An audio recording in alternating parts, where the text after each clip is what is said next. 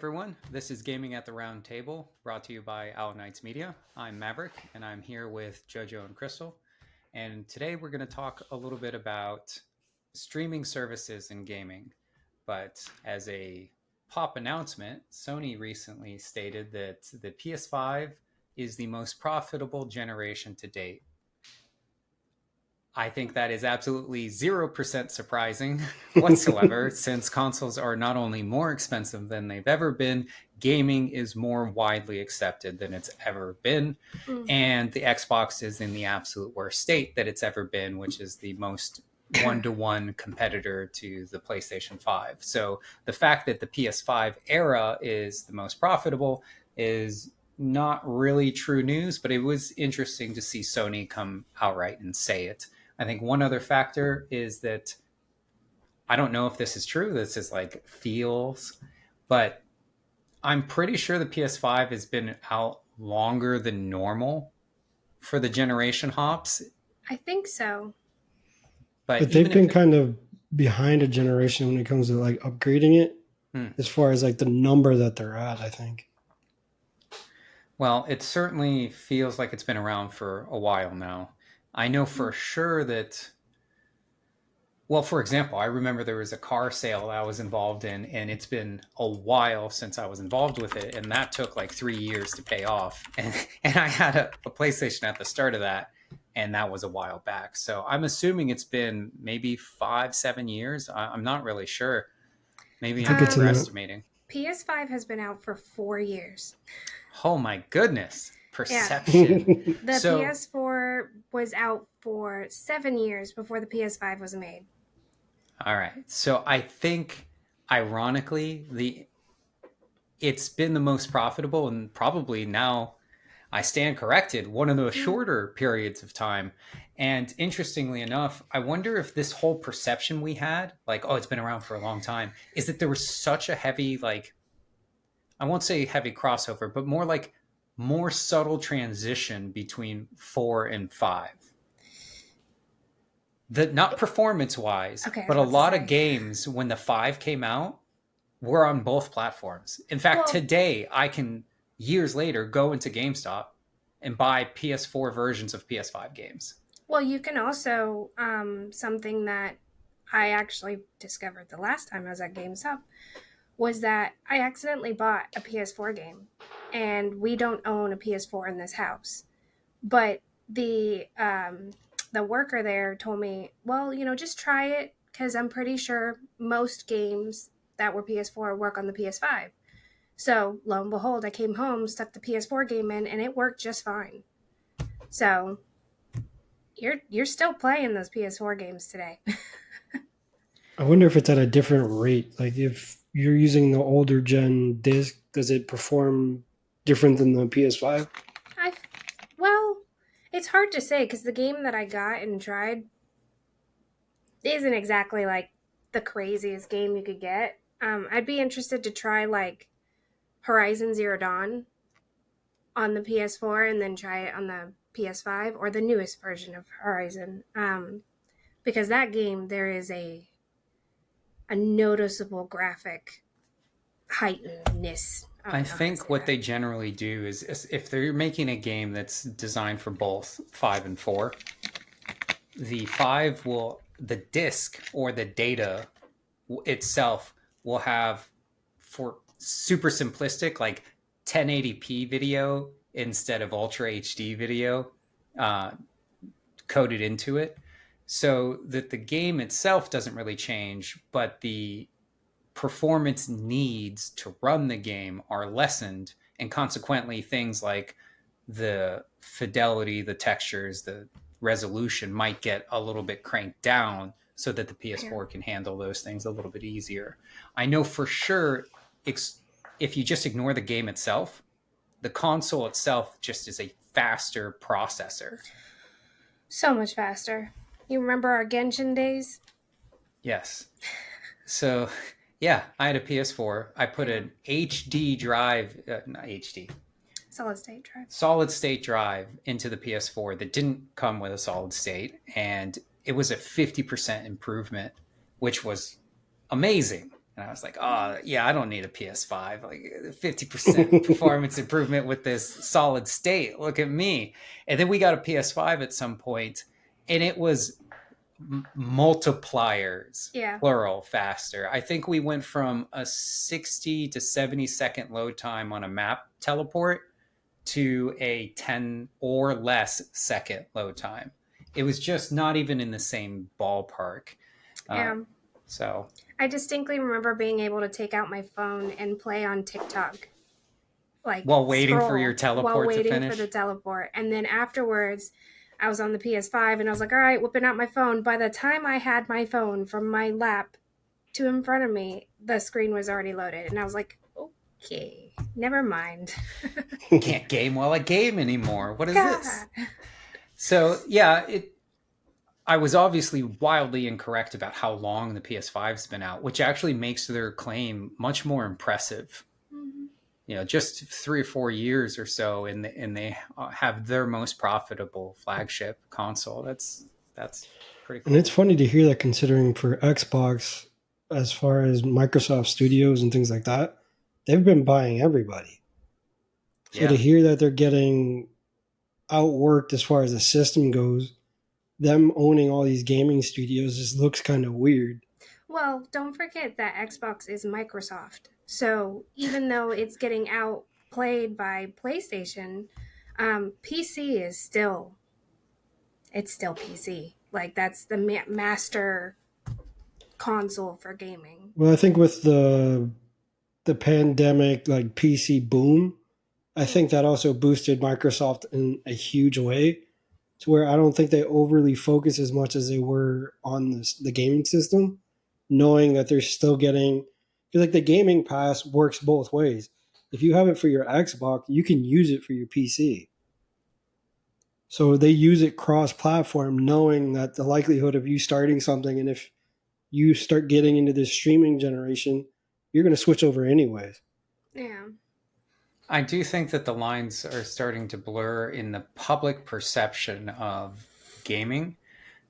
I think you had to be an elitist or just a techie to primarily game on your computer. That or you just played MMOs, right? Those categories of people.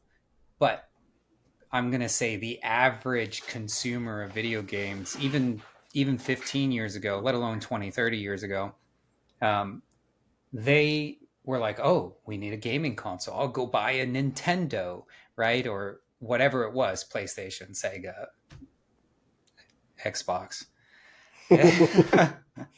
You know, I think parents were more likely to go, oh, well, if I want my kid to be able to play games, I better go get them a console, Mm-hmm. right? I think now everyone's got a console in their pocket, right? I'm literally playing Wuthering, Wuthering, Wuthering Waves on my mobile uh, iPhone. And Mm-hmm. I don't mean I'm doing it to test it out. I exclusively play it on mobile. It is a fast paced, action, dodge heavy, open world RPG. And is it the most comfortable thing ever? No, it's wildly uncomfortable for someone like me, but I'm getting used to it and I am doing it consistently. I've put 20 hours in. Um, so it's not like I'm doing it because I can't. I can afford a computer. I'm speaking on a computer right now. I have a PS5, right? So I'm not a teenager that needs the extra finances. I can afford all of these things. I have all of these things. I'm still opting to play it on the phone for the versatility. And the phone is powerful enough to where by and far I don't feel like there's any disadvantage to enjoyment or playability.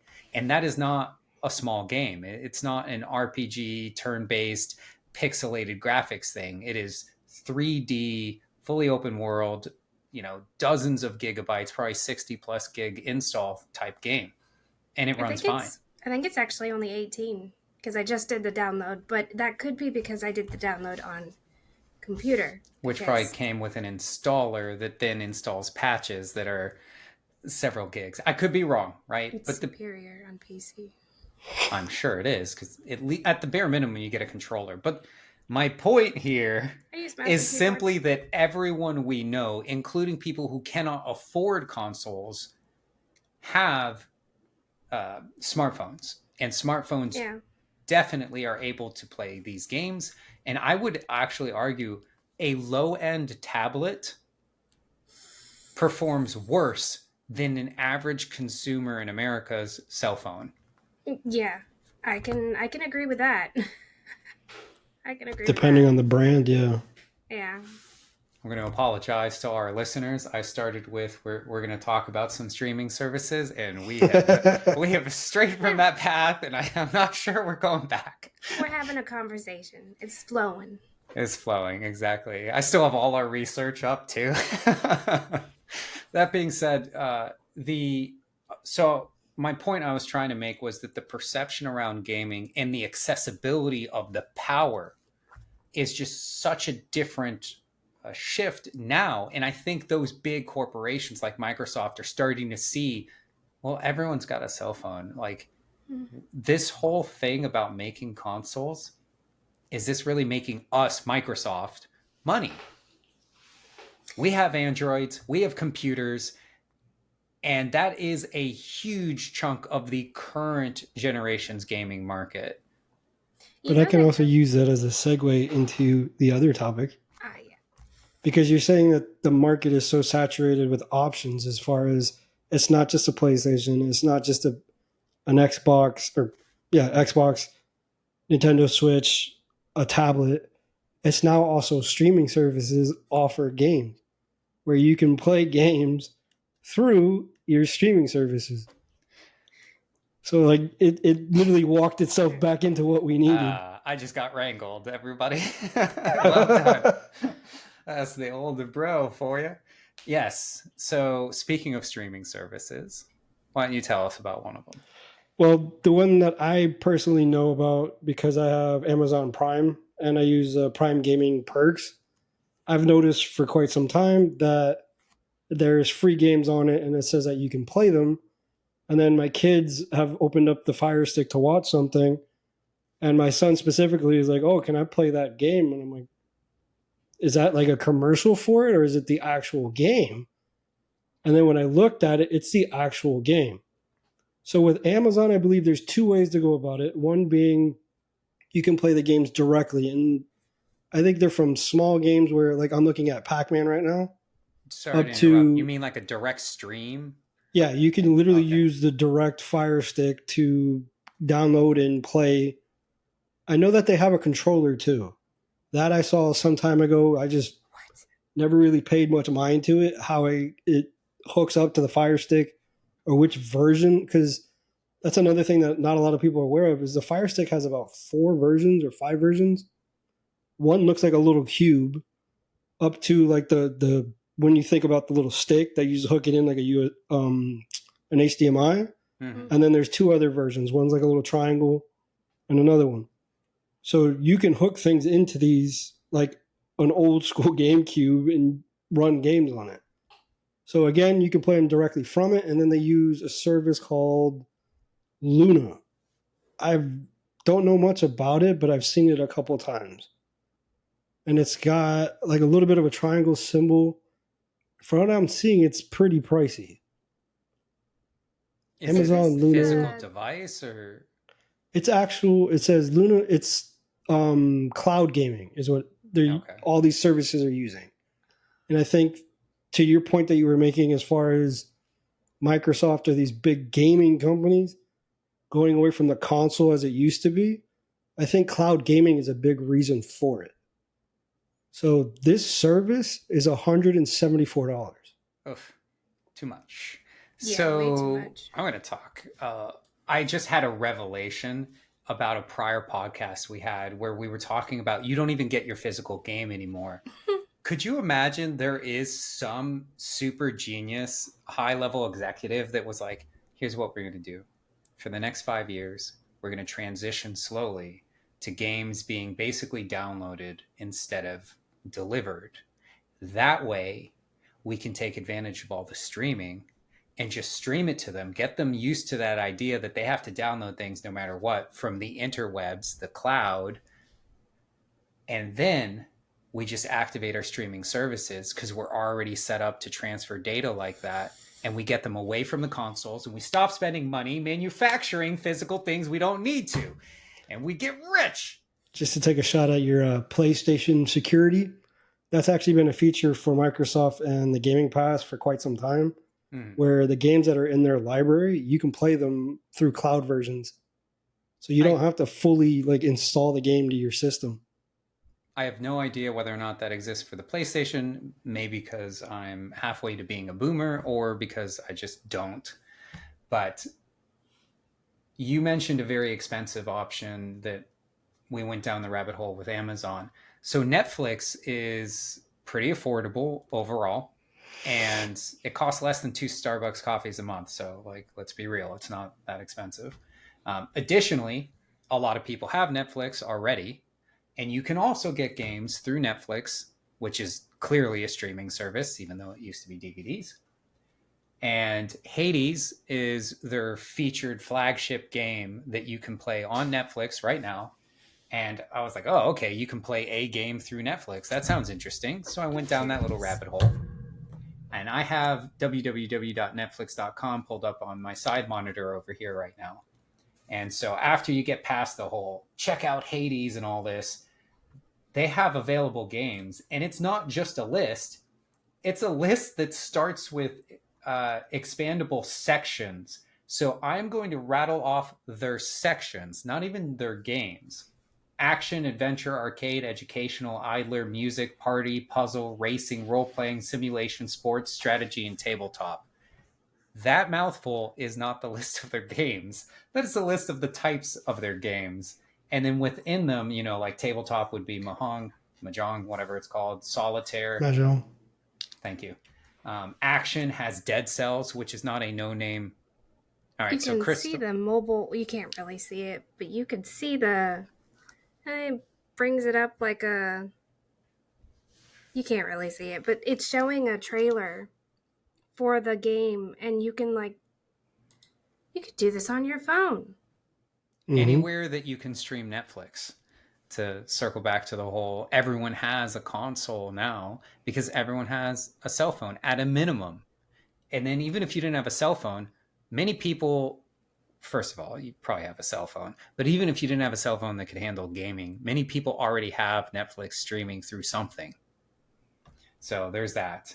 Crystal was holding up her cell phone for those listening when she was talking about what you could see the preview of. Dead Cells, Hades, Grand Theft Auto 3, Grand Theft Vice City, Grand Theft San Andreas, whatever. Lots of Grand Theft. They had Into the Dead, Katana Zero, Moonlighter I played, Sonic Mania Plus. It's a nice throwback. They've got all sorts of stuff in here. And that's one section that I was just looking through. I'm going to check real quick through one more section because I'm curious what they had under RPG. And Shadow and Bone Enter the Fold is an RPG game based on the Netflix TV show. Now, well, something I want to mention. When you're looking at this list, are you looking at Netflix on the computer? Currently, I'm at their website on my computer, yes. Okay. So mine, when I see the games, it specifically says mobile games. So I'm curious if I were to go on my PlayStation, if it would say something different. Because obviously the PlayStation is not a mobile service. And we use Netflix on our PlayStation. Correct. Yes. So I know for sure Hades was listed, but I don't know if you could play it there. Yeah, I know. I've seen the marketing for Hades on our PlayStation when we're watching Netflix. But I also see Hades on my phone right now where it says mobile games. Yep. So for Amazon's version, which again, it's the Luna thing, it says Amazon Luna is a cloud gaming service that lets you play your favorite games on devices you already own. With support for Windows PC, Mac, Fire TV, Fire tablets, Chromebook, iPhone, Android, it offers a rotating selection of free games with Prime membership. The Luna controller ensures seamless gameplay across all screens while supporting other controllers like Xbox and PlayStation. And the games include Fortnite, Star Wars 3 Lego, Fallout, Fallout New Vegas, Star Wars The Complete Saga for the Legos, Switch Force, which I don't really know about, but it's got some pretty big games on here. Isn't the new Fallout show on Amazon Prime? Hmm. Yeah, That in explains the fact, Fallout. yeah, not Amazon. Fallout is actually there was we haven't at least I haven't posted it to our social medias yet, but the developers, I think the developers, maybe owners of the Fallout game series have reported very recently that they have record number new players joining their Hmm. servers. They're like, what's happening? Because of the TV show, which Mm-hmm. is really, really cool. And apparently, the ease of going from the TV show, because they already own the service, to straight to playing the game because you could just download it directly from Amazon. That's very smart. Gaming is bleeding into not just gaming. Well, first of all, gaming has been a multi-billion-dollar business, as Joe talked about recently. But it's clear that it's not just more socially acceptable. It is now almost a part of every other aspect of our lives simply because it is almost every part of the digital life. And the digital life is a huge part of most people's daily life nowadays. Yep. So it is interesting to think about the future of gaming no longer being. In fact, I'll go a step further. Recently, I was on a flight, and the in flight entertainment had TV shows, movies, whatever, and then, of course, games. They've had that for a long time, but they used to be terrible, like awful stuff. Solitaire. And I'm almost convinced, I didn't really pay too much attention to it at the time, that some of the games were like streaming service game, which boggles the mind because you're flying. And I guess that's another way for them to like try to sell you their in-flight super duper and awesomely expensive Wi-Fi so you can entertain yourself and or your kids while also trying to sell you something on top of that. So it's pretty clever marketing. And that's airplanes. That has nothing to do with video games. Well, talking about the future of gaming, I actually have brought up here something that Maverick actually told me about, and that is the Dubai Gaming Visa. Oh, I thought this was going to be its own segment. Let's go. What is the Dubai Gaming Visa? Um, so the Dubai Gaming Visa offers long-term residency to gamers, content creators, and industry professionals from around the world, providing them with stable and secure environment to advance their careers. So I can move to Dubai? Yes. For those who don't understand what they just heard, because that is some crazy stuff. Bleep. A travel visa or work visa, as you guys might be used to hearing it, or for younger listeners, you need a visa to go live somewhere that isn't your origin country. Dubai is effectively saying, hey, come live here. And instead of having like a traditional work visa or something similar, you will have a gaming visa and you will be put, and that will be your profession. Good luck. It's interesting that they include, sorry, go ahead. Well, this is coming in 2033. Oh, it's got some time. Yeah. Well, 2030. Well, they got to hash that out. I don't think it's like that simple. There's some stuff to because from what I understand about Dubai, they're very rule heavy. Like they don't. You have to stay within their guidelines, or you're going to be in some trouble. Yeah, I think you can't even. No, you can't cuss at people in Dubai. You can't film, like you can't do certain things, which is weird that you said that they have a content creator portion to that, considering most of this is for content creation. Yeah. They may see it as like free advertisement, but even then, like that kind of skirts their rules. Dubai has always seemed to me, from someone who's never been there or done extensive research, it's always seemed like that place in media, like movies and books and all that stuff, where they make a haven for the rich to just go be lavish and do nothing but entertain themselves. And I feel like that's the vibe Dubai tries to give. Like a And James so, Bond movie. yeah, yeah, exactly. And so it's very interesting to see that they're trying to attract, you know, digital entertainers. Really, that's all they would be. Whether you're a pro gamer, a streamer, content creator, whatever, you're an entertainer in some fashion. And so that goes with the vibe. Well, it has a few objectives here.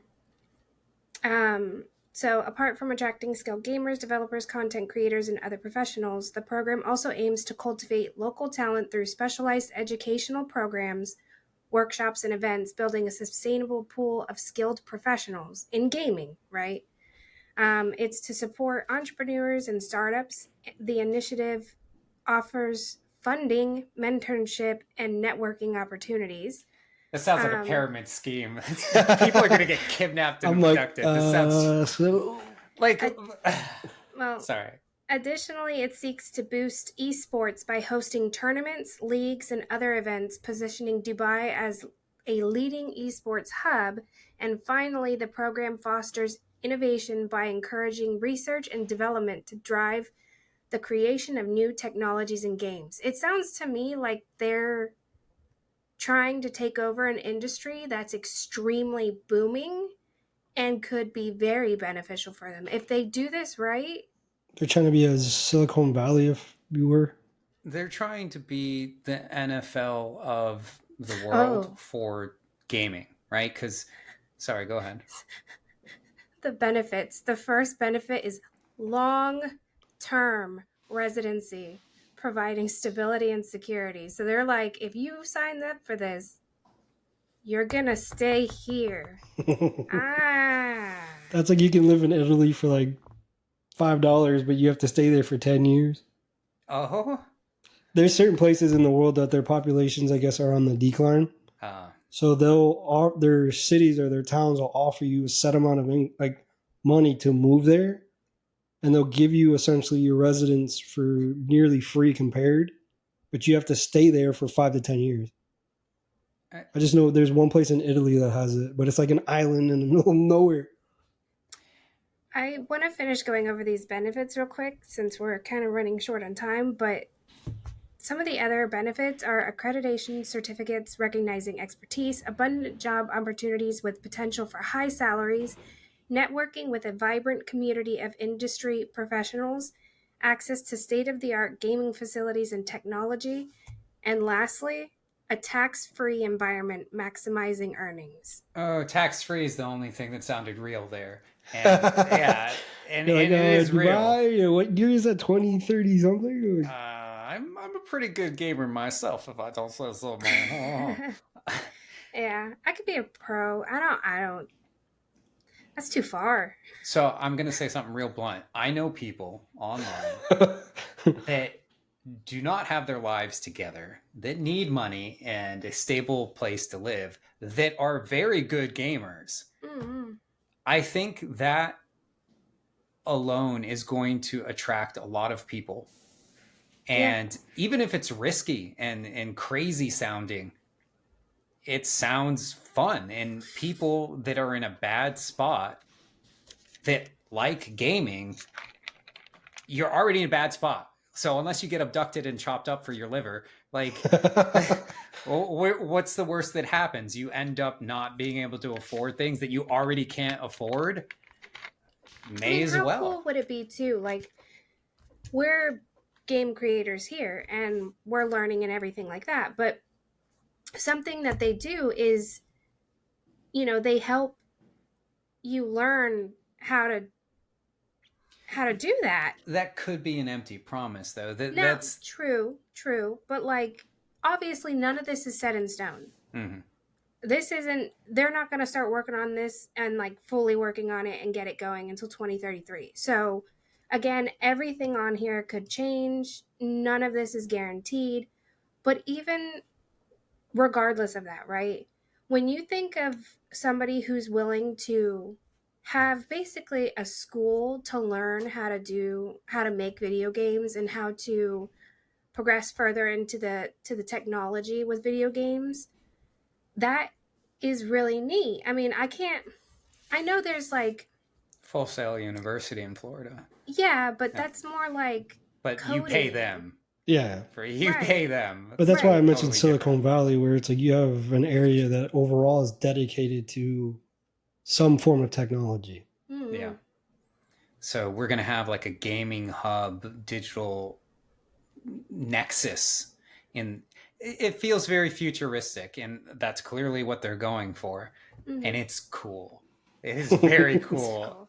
I'm literally talking about it and feeling like that's insane, terrible idea. Would totally consider it. Yeah. All right. Well, this has been Gaming at the Round Table, brought to you by Owl Knights Media. I'm Maverick. This is Crystal and JoJo, and thank you very much. We'll talk to you next time. Bye. I'm going to Dubai.